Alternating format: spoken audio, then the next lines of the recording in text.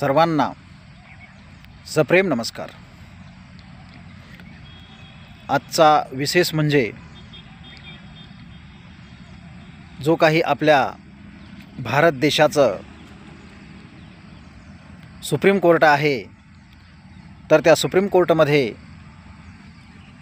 5 ऑक्टोबरला एक सकाळी 11:30च्या सुमारास एका केसवर सुनावणी सुरू असताना एक कोण म्हणे राकेश किशोर, नाव तो लपवतो स्वतःचं, परंतु आता नाव समोर आलेलं आहे, राकेश किशोर तिवारी हा एक व्यक्ती वयोवृद्ध आहे आणि ह्यांनी एक डायव्हर्सकडे भूषण गवई साहेबाच्या अंगावर त्यांनी बूट फेकला। प्रकार हा बूट फेकण्याचा नाही, तर संसदेमध्ये ज्या ज्या काही गोष्टी घडतात तर त्या लोकशाही संविधानाच्या कक्षेत येणाऱ्या घटना आहेत, तर त्याच पद्धतीनं एक कोर्टरूममध्ये घडणारी घटना म्हणजेच ही कंटेम्प्ट ऑफ कोर्ट आहे, म्हणून याचा फार गांभीर्याने विचार करायला पाहिजेत। आणि अशामध्ये कुठल्याही छोट्या मोठ्या गोष्टीवर गुणरत्न सदावर्ते हे व्यक्त होत असतात, पण अजून तरी आज 5 दिवस झाले गुणरत्न सदावर्ते हे त्याच्यावर काही व्यक्त झालेले नाहीत। एरवी कोणतीही घटना असू द्या, कुठलाही प्रकार असू द्या, अगदी BJPच्या पाठीमागे धावत असतात किंवा ताबडतोब त्यांची रिॲक्शन असते। आणि आता नेमके आहेत कुठे, झोपलेत कुठे?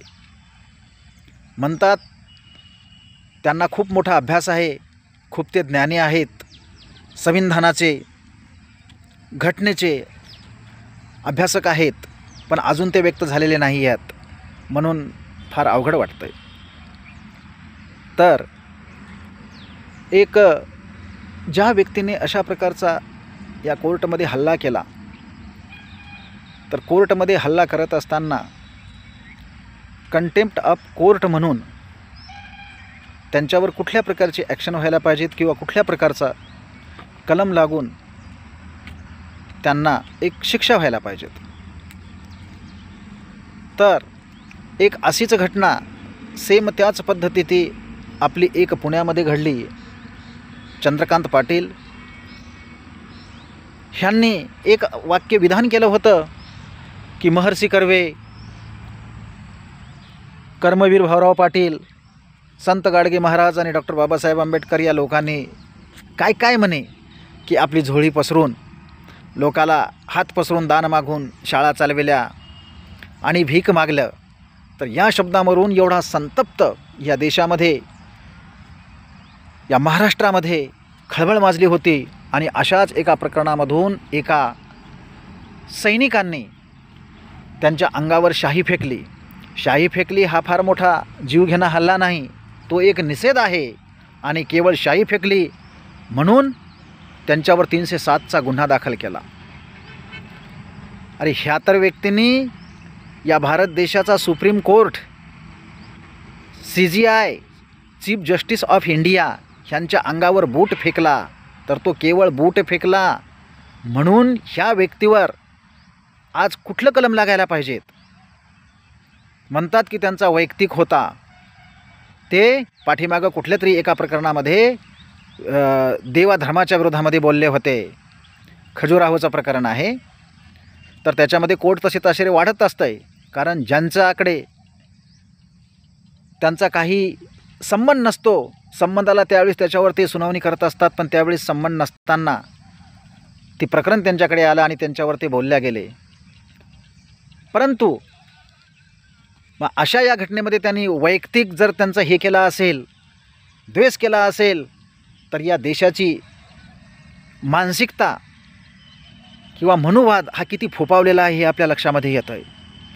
कारण एक दलित व्यक्ती, एक बौद्ध समाजाचा, आंबेडकर विचारावर चालणारा व्यक्ती जर या देशाच्या सुप्रीम कोर्टमध्ये उच्च पदस्थ असा बसलेला असेल, तर काय यांच्या पोटामध्ये, या मनोवाद्यांच्या पोटामध्ये जळमळ आहे। म्हणून एक जातीवादामधून म्हणायचं तर त्या ठिकाणी त्यांच्यावर निश्चितच ॲट्रोसिटीचा गुन्हा हा दाखल झाला पाहिजेत। आणि जर कोर्टामध्ये जर त्यांनी हे जर केलं असेल, बूट फेकून तो जर अपमान जर केला असेल, तर तिथं बसलेली ही सगळं प्रतिष्ठित मंडळी जी काही जज असतात, तर हे त्यांच्यावर, त्यांच्या विरोधामध्ये या सगळ्यांचा त्यांनी अपमान केलेला आहे. म्हणूनच त्यांना एक मोठ्यातली मोठी ही सजा होणं फार गरजेचं आहे. ही सजा होणं नाही, पण या ठिकाणी त्यांची मानसिकता काय आहे हे आपण लक्षात घेतलं पाहिजेत. आणि अशा ह्या गोष्टी होत असताना मला एक गुणरत्न सदावर्तेंना विचारायचं आहे की तुम्ही एवढे व्यक्त होत असता, अहो ज्या अस्तित्वावर आपण उभा आहोत, जी लोकशाही या भारत देशाची नांदावी, सर्वतोपरी सर्वांनी टिकवण्याचं हे सर्वांचं कर्तव्य आहे. आणि अशा परिस्थितीमध्ये तुम्ही अजून एक शब्दही बोलत नाहीत, पण हे चुकीचं आहे. तुमची काय मजबुरी आहे, तुमच्यावर कोणाचं प्रेशर आहे, तर तुमच्याकडे जी मजबुरी आहे तर त्या मजबुरीसाठीच आज झगडणं फार गरजेचं आहे. मानसिक गुलामगिरी ही बरोबर नाही.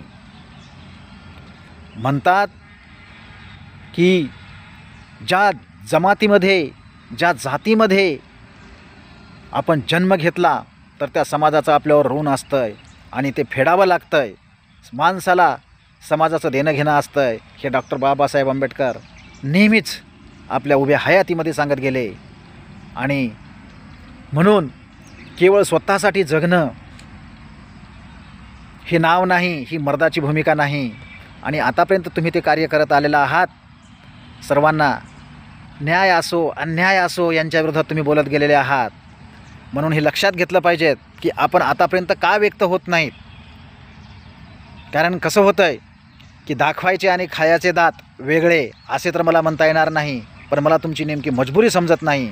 म्हणून एका भीमसैनिकाचा तुम्हाला आव्हान आहे की तुम्ही तुमचं स्टेटमेंट लवकर देणं हे फार गरजेचं आहे. आणि तुम्ही हे विसरता कामा नये की ज्या भूमीमध्ये एक झाड तयार होतं आहे, लहानाचं मोठं होतं आहे, त्या मातीमधून, त्या जमिनीच्या कोखमधून पाणी, क्षार सर्व हे घेऊन आपलं झाड वाढतं आहे, मोठं होतं आहे. आणि त्या मातीमधून आपण सर्व काही घेऊन मोठं झालेले असतो, वाढलेले असतो. आणि त्याची परतफेड म्हणून तेच झाड त्या जमिनीला सावली देतं आहे, पाण्यापासून, कडक उन्हापासून, धूपपासून त्यांना ते सांभाळतं आहे. म्हणजे एक निर्जीव झाड आहे. निर्जीव झाड म्हणता येणार नाही, पण ज्याला चालता येत नाही, बोलता येत नाही, असं जर झाड आपली बांधिलकी किंवा आपल्या कर्तव्याशी एक प्रामाणिक असेल, आणि अशाच वेळी जर एखादं वादळ असेल, कुठल्याही प्रकारचा आघात असेल, किंवा पूर असेल किंवा महापूर असेल, आणि अशा महापुरामध्ये जर त्या झाडाला वाहून जायची वेळ आली असेल, तर तीच माती, तीच जमीन, त्याच जमिनीची कोख त्याला वाहून जाऊ देत नाही. हे आपण लक्षात घेतलं पाहिजे. आणि म्हणून आपण व्यक्त होणं हे गरजेचं आहे. नाहीतर तुम्ही जे काही करता, तर हा समाजच नव्हे तर माणुसकीच्या विचारामधून, मानवतेच्या वादामधून या लोकशाही या भारत देशामध्ये जी काही सध्याची प्रचलित आहे आणि ती कायमची असणार आहे. कारण चळवळ ही चळवळ असते, ही नेहमी चालू असते. चळवळीसाठी कितीतरी परिवर्तन जर करायचं असेल तर त्यासाठी किती मोठमोठ्या समाजसुधारकांना हालापेष्टा आपल्या सहन कराव्या लागल्या. तसेच कुठलेही घ्या, महात्मा फुलेंचा सावित्रीमाईच्या अंगावर शेण फेकण्यात येत होतं. संत तुकाराम महाराज यांची काय अवस्था झाली, जे वर्णवर्चस्व किंवा ब्राह्मण्यवाद यांच्या विरोधात जे बोलत होते. त्याच्यानंतर डॉक्टर बाबासाहेब आंबेडकरांना किती त्रास हा सहन करावा लागला. अरे लोकमान्य टिळकांचे पुत्र ह्यांनी ज्यावेळेस परिवर्तन सुरू केलं तर त्यांनाही देखील त्यावेळेस काय झालं, आत्महत्या करावी लागली.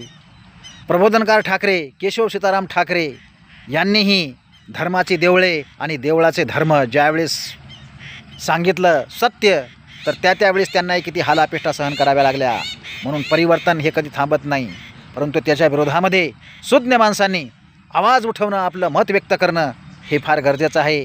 म्हणून मला म्हणायचं आहे, सदावर्ते तुम्ही अजून काय झोपले आहात का?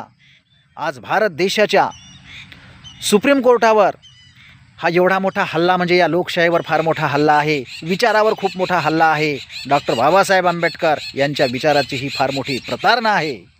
आणि म्हणून काय बोलायचं मला तुमच्या लक्षात आलं असेल तर समजून घ्या आणि आपले विचार हे निश्चितच लोकशाहीचे आहेत. डॉक्टर बाबासाहेब आंबेडकर यांच्या विचाराने आपण प्रेरित आहोत, म्हणून आपण व्यक्त होणे गरजेचे आहे. वेळीच जागे व्हा, हा एका भीमसैनिकाचा तुम्हाला आव्हान आहे.